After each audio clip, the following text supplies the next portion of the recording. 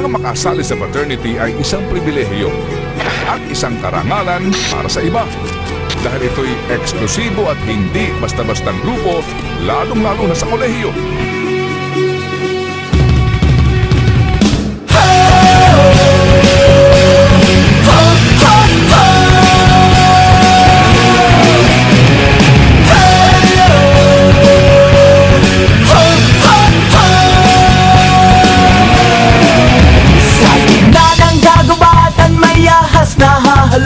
Tatawagin kang kaibigan na pinakamatalik. Pupulupot sa leeg mo't sisip-sip ng iyong dugo.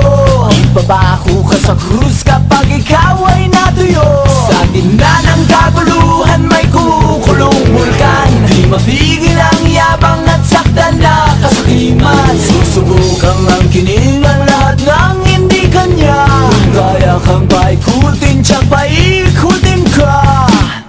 Ngunit hindi nila kayang paliin ang iyong loob. Ang pag-ibig na hawak mo'y hindi malulubog. Matagal nang may batas laban sa hazing, pero tila hindi tayo natututo dahil ang listahan ng mga namamatay sa karahasang pinaiiral ng mga fraternity na dadagdagan mga buhay ng mga kabataan na nasasayang lang, alang-alang sa tinatawag nilang kapatiran. Di ko alam na ako'y mag-iisa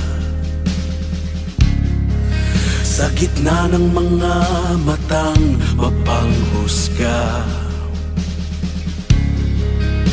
Sana'y pansinin ang hiyaw ng tulad kong tila walang nakikinig.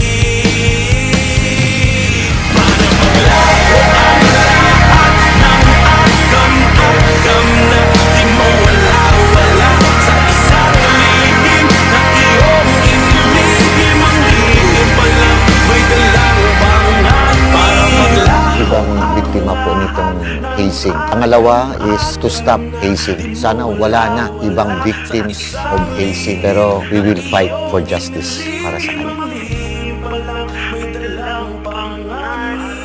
Bakit ganon? May batas na nga. Meron pa ring mga naglalakas loob na lumabag nito. Nananakit, mapatay, para lang sa tinatawag nila kapatiran.